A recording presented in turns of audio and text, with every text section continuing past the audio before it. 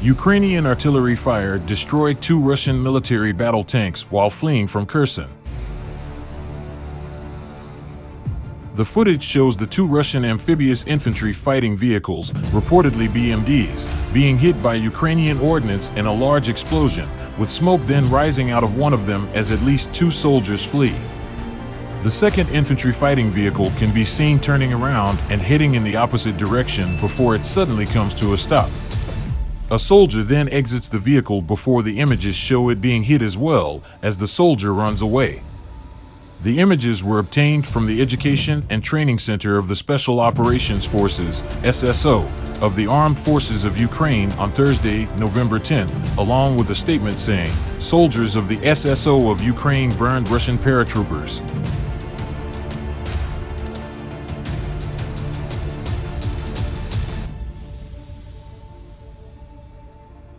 In the Kherson direction, the operators of the SSO tactical group completely destroyed 2 Russian BMDs with the landing party inside with 2 well-aimed shots. During the attack, part of the Russians tried to escape, but they did not succeed. The images and statement were also relayed by the Command of the Special Operations Forces, SSO, of the Armed Forces of Ukraine. Russia invaded Ukraine on February 24th in what the Kremlin is still calling a special military operation. Today marks the 261st day of the war.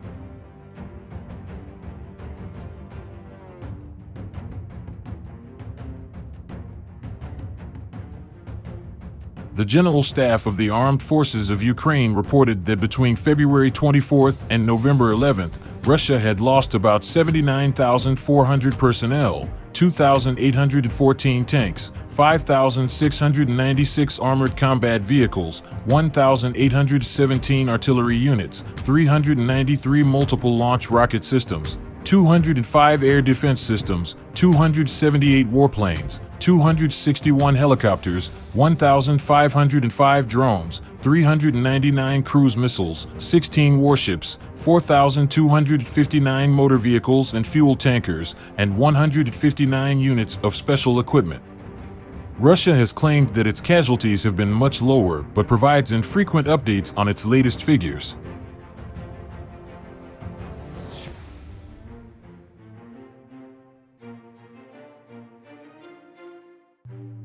Ukrainian forces are reportedly closing in on the southern city of Kherson after Russia announced that it was retreating across the Dnieper River. Ukraine has said that it thinks it will take at least a week for the Russian troops to leave the city and has reportedly liberated the strategically significant town of Snayarivka in Mykolaiv Oblast, which lies near the border with Kherson Oblast, some 20 miles north of the city of Kherson. The Russian Ministry of Defense has said that its retreat from the region is currently underway, saying, "The Russian troop units are maneuvering to a prepared position on the left bank of the Dnieper River in strict accordance with the approved plan."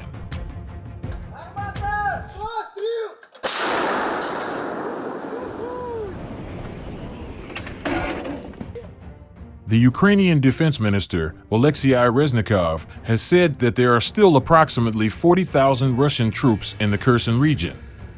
Reznikov said, "It's not that easy to withdraw these troops from Kherson in 1 day or 2 days. As a minimum, 1 week." Ukraine has said that it does not want to rush into the city as it could be a trap by the Kremlin. The Commander-in-Chief of the Armed Forces of Ukraine, Valery Zaluzhnyi, said Ukraine could not currently confirm if Russia was indeed retreating from the city, but Ukraine's military forces have advanced over 22 miles and retaken 41 villages and towns in the region since the beginning of October, including 12 settlements on Wednesday.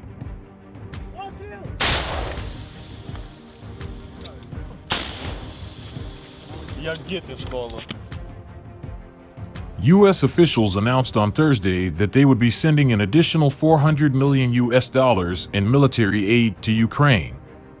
National Security Advisor Jake Sullivan said, "This increased air defense will be critical for Ukraine as Russia continues to use cruise missiles and Iranian-made drones to attack critical civilian infrastructure."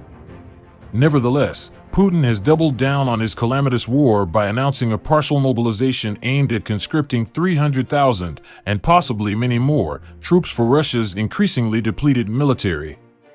He also has ordered missile, manned bomber, and drone attacks on major Ukrainian cities and infrastructure.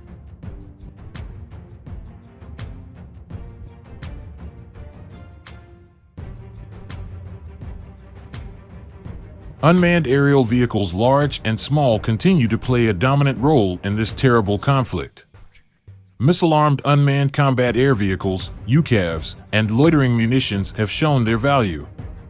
Russia has been running low on conventional standoff range missiles it can only build in single digits monthly, prompting it to purchase hundreds of kamikaze drones from Iran and fly them into action. Starting in September, at least 200 have carried out attacks on Kyiv, Odessa, and beyond. Also disruptive has been the adaptation of cheap, commercial off-the-shelf, COTS, drones by both sides to execute surprisingly effective tactical range strikes and, even more lethally, to acquire targets for artillery fire of unprecedented precision and speed.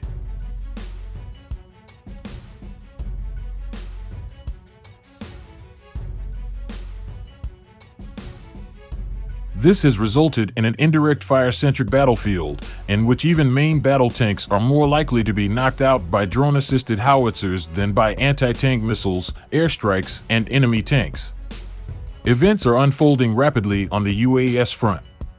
In mid-October, Ukrainian President Volodymyr Zelensky claimed Russia plans to order 2,400 more loitering munitions, indicating a desire to sustain a campaign of strategic attacks on Ukrainian cities and civilian infrastructure, even as both sides have become much more effective at destroying them.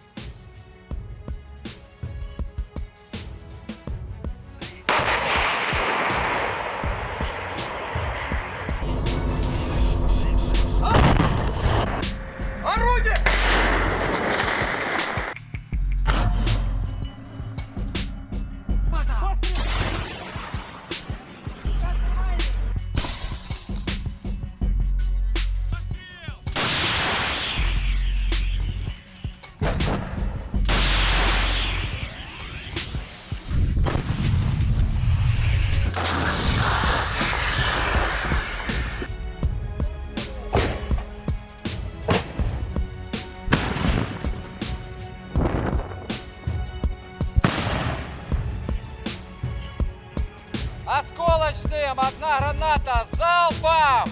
330!